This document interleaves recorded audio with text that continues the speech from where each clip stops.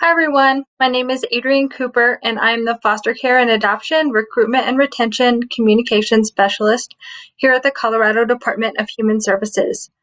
I want to welcome you to the second of several online conversations we're having with foster parents called The Arena. We're partnering with FosterSource to bring you the series as an opportunity to connect, share real stories and struggles, and proactively seek support. Today's discussion is called You Know You're a Foster Parent When, and will center around the common experiences of foster parents and the unexpected surprises foster parenting brings.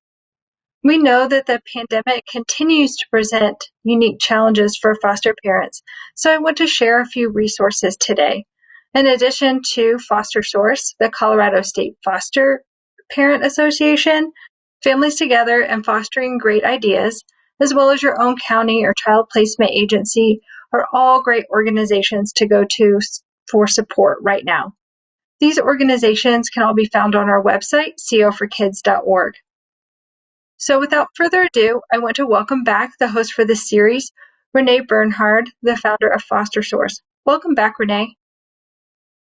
Thanks so much, Adrienne. I'm excited to be back hosting the second in our series, speaking with foster parents and really having vulnerable conversations with our foster parents. My husband and I were foster parents for Adams County. We adopted through Adams County, and we are the founders of FosterSource, like you said. We are really excited and honored to be partnering with you for this series. Today, I'm excited to welcome three foster parents from across the state.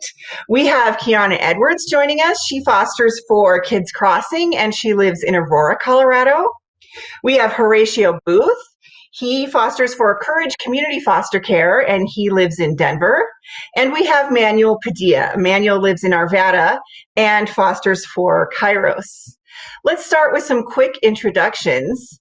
Kiana, why don't you go first? Tell us just a little bit about yourself, how long you've been fostering, and how many kids you've had. So hi, I'm Kiana. I've been fostering for about 4 years. I originally started fostering because the love I have for children, and it grew for kids that needed my help. So that's what jumped me right in. Great. Horatio, how about you?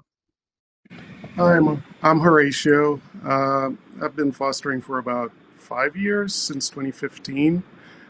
We did take a hiatus for about a year and a half. My wife and I, we did IVF, so we have a 1-year-old, soon to be 2. And we actually have 2 other foster kids who are 1-year-olds as well. We've had about 17 foster kids in our home. And we just like fostering, trying to help kids as much as possible. We've always had the aim to foster to adopt, and hopefully in a few months we'll have 2 1-year-olds of our own. Additionally, yeah. Amazing. It is busy in Horatio's Yes. house. Manuel, welcome to the panel. Tell us a little bit about yourself. Thanks, Renee. Well, I'm a young single foster parent. It kicked off with kinship first, and then I became kinship certified. I started off with 7 children right off the bat, and a total of 9 children so far. I started with fostering in 2018, so about 2.5 years, give or so. I love working with the LGBT community, and so it's really great. Currently, I have a total of 4 teenagers in my home, ages 14, 15, 16, and 16. Amazing. Amazing. I'm so excited to just dig in and talk to you all about so many things. Kiana, let's go back to you for a second. I know that you've mentored newer foster parents over the last few years. Can you tell me some of the things that happened to you or other foster parents that you feel like are unique to the foster care experience? Kind of like that in the grocery store. Are these all yours? That's exactly what I experience on a day-to-day basis. Based on the title, you know you're a foster parent when they ask you that question. Are they all yours? Your hands must be full. And it's like, yeah, you want to dig in and give us a hand? So For sure. And how do you handle that? Because I experienced that too. Not just that are they all yours, but people kind of wanting to know their story, interested in their history, why they're in foster care. And we know as foster parents, that's private. We don't want to share that. That's not our story to tell. How do you handle that? I kind of shield them from asking too much personal information and not giving them too much information to where they want to keep asking specifics on why the kids are placed in foster care. So, yeah, that makes sense. Horatio, have you had similar experiences? Yeah, I have. For me personally, I know my coworkers have asked quite a bit. Sometimes they ask, how do I do it? Some of them have kids of their own, and they're somewhat struggling as new parents, and they always ask for tips. And when I tell them that, we've had age ranges from 1 all the way up to 16. They think that we're crazy to be to have that, that crazy age range, or that difference. We also have a 17-year-old of her own, so add that to the dynamic, and there are a whole bunch of different things that come into play. Manuel, what's your biggest, you're a foster parent win that you experience? Well, I normally have a big group. So when we go to a restaurant, we normally have to have 2 tables or a massive table together. I get, these are all your kids? And I gladly say, yes, they are. I have great relationships with all of my kids that I really, really enjoy from day one. Most of them did start off as my kinship. So I've already had that connection of that relationship. But I did take 10 kids to Disneyland before COVID. I got questions everywhere we went, compliments on how well they behaved, and you got some respectful kids, and it's just really, really neat. I don't usually go into definitions about their stories. Toughest thing for me, I want to say at first, was kinship, because every single one of my family members wanted to know about what was happening, what's going on with the case. And I gladly got to say, I'm sorry, I don't get to share that. And it's not, again, like what you said, it's not my story to tell. And because I do work with teens, they have a voice, and I let them know they have a voice. And so I prompt them to want to be able to do what they want to with their story. And so, yeah, I'm excited for it and thankful for it, and it's a great time. That's awesome. That's awesome. I would say, you're a foster parent when your schedule is full of appointments. So let's talk a little bit about what that looks like. Kiana, for you, I think you're a single parent. Is that right? yes. So how does that look for you between therapy appointments, doctor's appointments, visits? How do you manage that? So, for one, I keep my hair braided. That cuts down time on me. No, I'm just kidding. It's tough. I always say it takes a village. And I definitely have a village behind me. So single in status, but community and helping and blessing. So, and now with COVID, it has made it extremely difficult because you can't just take all of the kids with you. I have to bring in staff to come sit with the kiddos while I go and take one kiddo to an appointment. I recently took in a sibling group of 4, ranging 4 kids under 6 and under. So, that's been a lot of different challenges, and, me having to ask for a lot more help. Like I said, with COVID, it has really put a damper on my hamper, because normally it's me and I call it my daycare crew. We will go any and everywhere, But, with COVID, we have to kind of slow down. They can't go, to the appointment. So asking for more help is definitely pertinent. But we've definitely made it work. It's not always easy, but we make it work. That's awesome. Horatio, how do you and your wife handle it? I know, like we said, you foster for Courage, so you probably lean on your agency quite a bit for help too. Yeah, we do.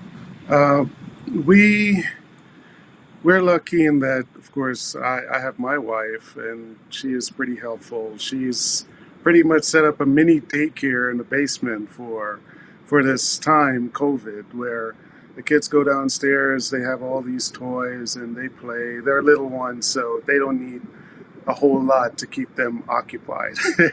Everything is pretty much new.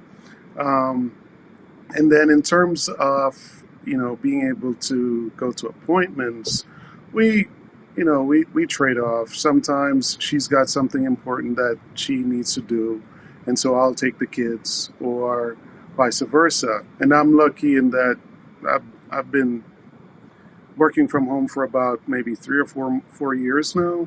So that helps as well. So I could be in the middle of a meeting and being able to mute myself and hide the camera and go outside and feed a little one while the meeting is going on. So we've been lucky in that regard. Awesome. Awesome.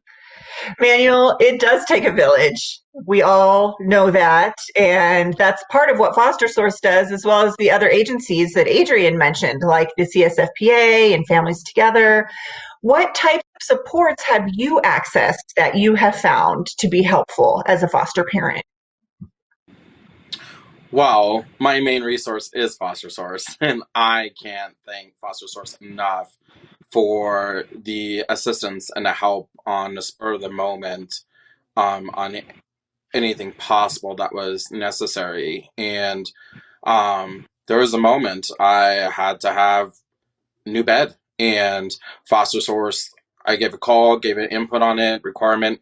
It was literally here in like a day and a half. And so those things, those resources that Foster Source provides is amazing. I try to keep the kids connected together, but also I want to say it's Elevations. I do believe is the other ones that keep siblings together, and I do have a lot of sibling groups that are separated from each other, but I try to keep them together as much as possible. Yeah, you're talking about Elevating Connections. That's another nonprofit that does a lot of work around groups. Yes, they are incredible. And you're right. That's so important to keep siblings connected. Absolutely. One of, I think, the greatest resources that I have is that I've experienced this personally in my life. I grew up in foster care since I was 3.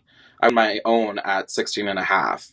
And I think being able to relate to them in an aspect and be able to teach them opposite of everything I was taught, because I wasn't taught anything. So I know how important it is to get the resources to be able to get them moving in the right directions. Children's is fantastic.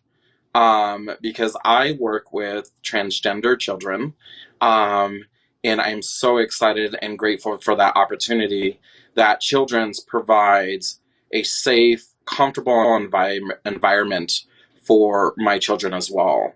I wish I could say I have that big, huge family behind me. I have the family I created. The created family I do, my best friends. I have my 5 people I can call on a dime of a dozen, and they will pick up my phone call, no matter the time of night. So those are my resources. Kiana, what's missing as far as resources or supports or services that you feel like would be helpful? I would say, I know here lately, I've had, throughout the course of my years of fostering, I've had a lot of kids go back home and reunite with family.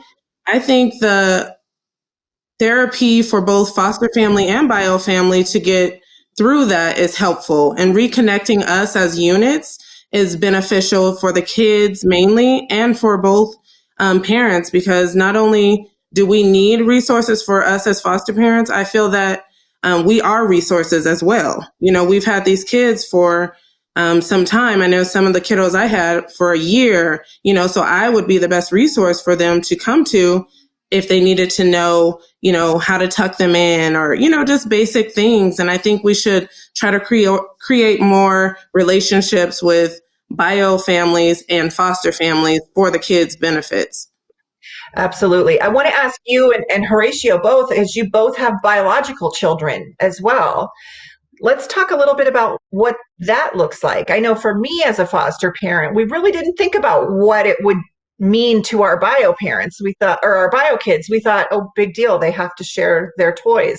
It ended up obviously being so much more than that. We were quite naive when we first went into it. How have you helped your bio children? Not only with having to share your time, but also those times when there is grief or secondary trauma involved. How do you help your children process that? So I know I've had friends who've been who've had parents as foster parents, Mhm. and they've mentioned to me that, you know, growing up, you know, they didn't really get as much time as they thought they should have gotten with their parents. And because of that very reason, my wife and I have made it a note to try our best to, you know, give as much time to our bio kids as we would any other foster child. Because, you know, foster kids come in, they've got trauma, they've got a lot going on, and you try to hug them and, you know, be there for them as much as possible. Try to be there when they're crying, whenever, you know, they have, you know, they're feeling down, and you want to help as much as possible. And sometimes that has the effect of making bio kids feel neglected, and we've tried our best to, you know, try to make sure that our 17-year-old or 1-year-old don't feel that way. Kiana, anything to add? Yes. I think it's very, very important in my household that I keep an open communication with my kids. And even before I started, you know, helping fostering, I used to be the team mom for basketball squad. So I've always had that role of helping other kids. So my kids were very aware from a young age that this is kind of what I do. This is what our family does, and they enjoy it. So I make them a part of everything. And I also explain to them that, you know, these kids are lacking where you guys have been blessed. And so instead of shielding them away, I encourage them to help with every step of the process. And I think that has been beneficial because they feel, you know, my 6-year-old, she thinks she's a teacher. And so that's her role. She helps the littles with school, you know, and that when they have a role, they feel important still, you know, and that's my biggest thing. But I also, too, have adopted a thing where I used to do it with my kids when they were younger. I give them their special day. And so each kid had a day with just me to themselves. And, you know, whatever they want to do, I make it about them that whole day, you know, and so that really helps them understand, and we get to talk and communicate. Awesome. Manuel, what do you wish you had known when you started fostering? That's a tough one. I mean, for me, for there was example, a I lot. would say I wished I would have known how much I would actually love the bio family and how much they would become endeared to me. And how much you fall instantly in love with the child. How about you? That is a very good one. Being a single guy and never having children, and then going to 7 children all at once, was amazing. It was definitely a lot of work. But what really was my most thing was when they did go back home. It was really hard to handle. I thought, like, okay, I'm just going to help them out. They're going to get together. They're going to get their stuff together. Then they're going to go home. I didn't know the type of connection would be that way, or how much of a, trying to not cry, sorry, how much of an impact or connection you create with them is quite the biggest blessing ever. And they really call you still. They ask you questions, even though they're home. They call me up all nights and all that as a whole. And they depend on you still, no matter what. Even going back home, it doesn't make a difference. And that is the greatest joy to me, because I didn't have a father growing up or a mother, and I kind of got to be both and be able to have those tough conversations with them and, be serious about a lot of things, but then have great moments and memories. And, taking 10 kids to Disneyland, it's still the thing that sits in the back of my head. But they had never seen the beach before. They'd never been outside of Colorado before. And creating those experiences were just amazing. Kiana, let's talk about some misconceptions about fostering. How often have you heard what a saint you are, or an angel you are, or a hero? I think I'd be rich if I got a coin for every time I hear that. But there are a lot of misconceptions that even recently that I've heard, that we want to steal people's kids. There's just a lot of, bad things that you hear about foster parents. And I've never met one personally. So I think that's one of the biggest misconceptions that I hear. For one, the one that we're saints and we're angels, because we do great work. We're not perfect. We're human. We just have, I call us a little crazy because we take on extra responsibility. But for me, I love it. I love the loud house. I love the craziness. I love, I love the noise. I love it all. But at the same time, there are times where you're like, what did I get myself into? And I think that's just the human side of us. But at this, at the next moment, it's just like, oh, look at them. They're so happy, so it's a mixed emotions. At the end of the day, I think the pros outweigh the cons, for me every single time. How about you, Horatio? Same question. So I'd like for the kids to, get that psychological support. Sometimes you have kids who come into your home that they've gone through so much trauma that, you need to take them to therapy for an array of different issues. Sometimes it's helpful, sometimes it doesn't last long enough for them to really get anything from it. So, like speech therapy, for instance, or helping them to be able to walk, to eat properly. Definitely. Manuel, what about you? I would say to be able to allow us as foster parents to teach the bio parents, I think they wouldn't be in a situation if they were educated enough to learn how to be able to provide for their children. I think sometimes we're expecting them to know certain things when they have never been educated on some of the things that we've been educated on. Some of the stuff that I would pertain towards too is the LGBT community and with transgender children. Most bio parents who struggle with that or have issues with that don't have any resources that explain that to them. Or help them to understand. And I think sometimes us as people, like as foster, I would say that is very open to me.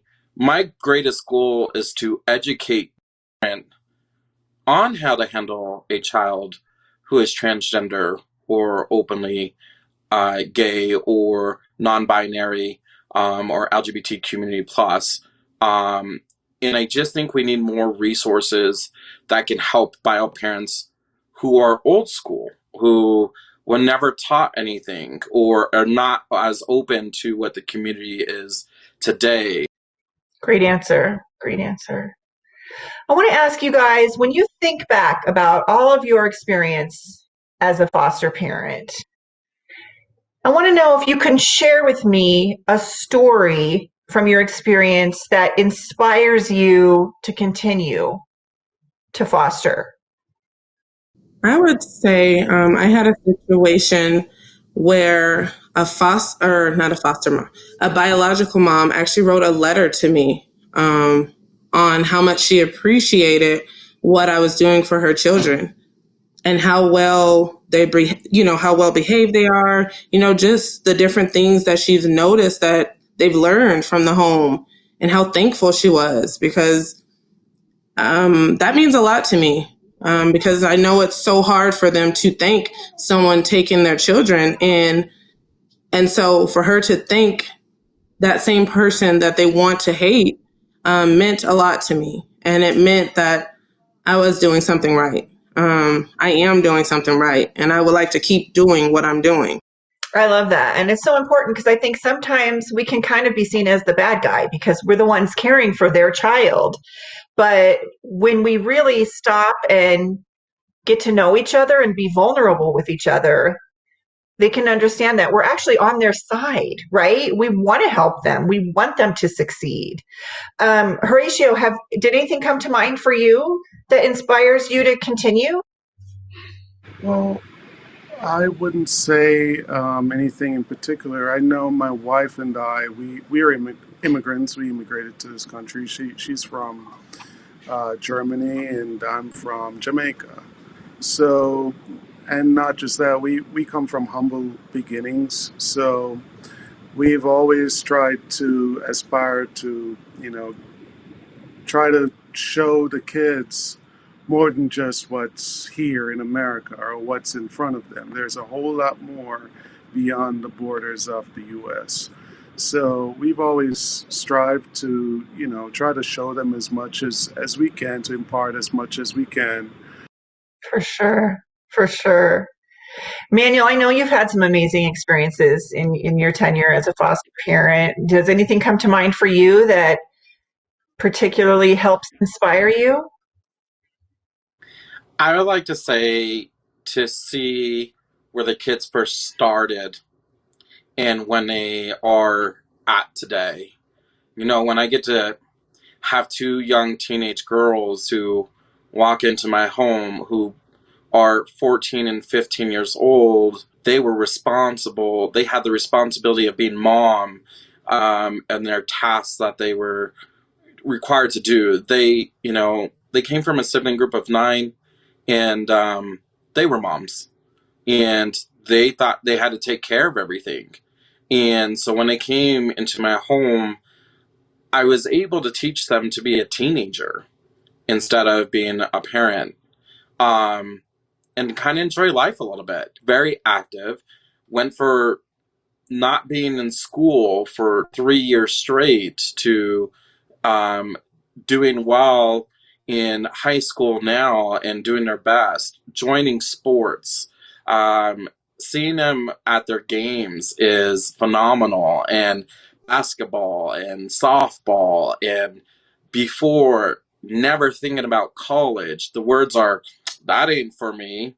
And now it's like, so do you think I should go to this college or should I go to that college? So when you get to hear their brain change perspectives over their time with you and have that dream, an opportunity to dream, and that is my going, and that's always been my goal. That's awesome. I remember a couple of years ago, we did an event with the Colorado Rapids, and you brought, I swear, 20 kids to that event, and it was so fun.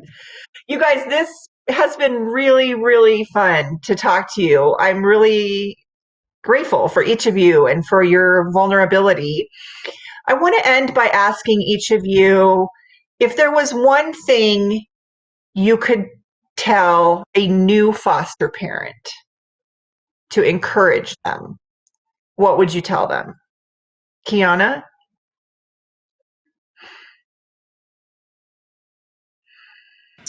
One thing that I would tell a new foster parent is don't be afraid, and don't expect them to be like your own children. Allow them to be them, and you kind of evolve yourself around who they are to help them.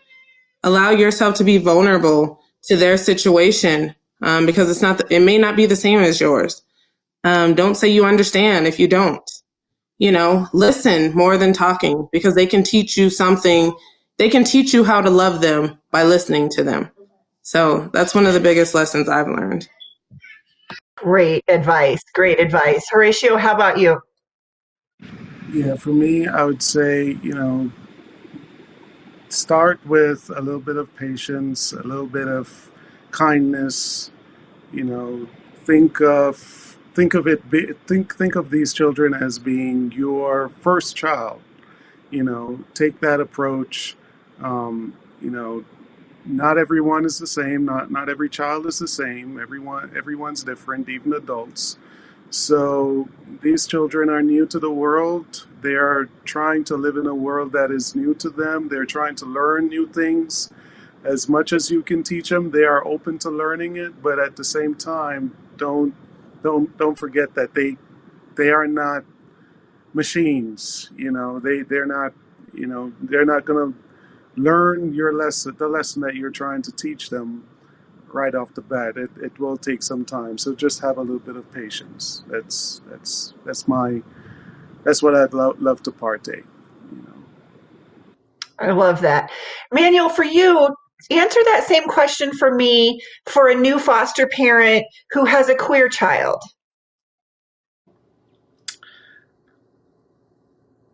That's fun. I think patience is a big, big thing. And I actually like what both have said, with don't say that you understand them if you don't understand them. Don't lie to them. Be truthful with them. They know. They're not dumb. They're very smart. They can read people because that's what they've had to do all their life. And they can read when somebody's being fake to them. And then patience. Be very, very, very patient with them. They probably have never had anybody understand them or even take a moment to even care to understand them. That is a huge thing. And I deal with teens. They're going to push you away. They may curse at you. They may go off on you. But they want to know if you're going to stick around. Why should they trust you? Why do they care? Why do you care? Show them why do you care? Why do you really care? Because there's those stereotypes that, oh, you're just here for money and you're here for the stuff and you really don't care about me. And trust me, it is not that whatsoever. It is to, number one, be consistent. Be consistent with them. Number two, advocate for them. They are so used to advocating for themselves. Having that person to be right next to them to advocate for them, that's what they want. Love it. Love it. Great answers. Thank you guys again so much. Thank you to our friends at CDHS for allowing us to have this opportunity. And thank you all for being foster parents. Thank you for having us. Thank you for the opportunity. Thank you so much.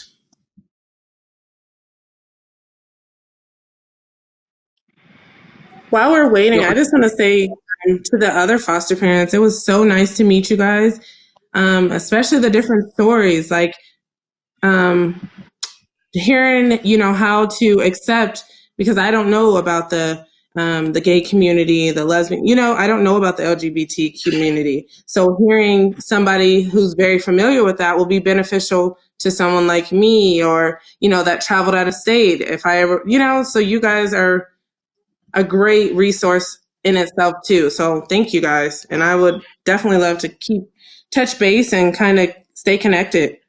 Yeah, I commend you guys for being single parents and doing this. I know I met another single foster parent in Kansas, and I don't know how he did it, but to hear how many kids are in your homes and being single foster parents, that's I don't know how you do it. Definitely. To all of you, it's hard work. And when people would always say, "Oh, you're such an angel," it's like, really? No, I'm really ordinary, but just doing really hard work. That's it. Absolutely. I was going to say, Renee, thank you for allowing me to be able to meet these other foster parents as well, Yeah. because that's like my greatest joy and why I appreciate Foster Source so much, because when you get our groups and our clans together and to see 20 different foster homes, of people in one group, and we get to share those experiences, help each other Yes. to improve ourselves. It's absolutely amazing, stunning. One of the biggest things we didn't really mention here, but self-care is so important. And being able to talk to other foster parents is part of that self-care. And that is, being able to have that person you can just call up and say, "My child did this," and they'll understand you. Yeah. I mean, that's how Foster Source started, was Brian and I realized that talking to other foster parents was so fulfilling for us. Hey guys, just FYI, just for the producers, everybody's feeling outstanding about the show, so everybody is free to go. Awesome. Thank you guys. Yay. Thank you. Yeah. It was a complete pleasure.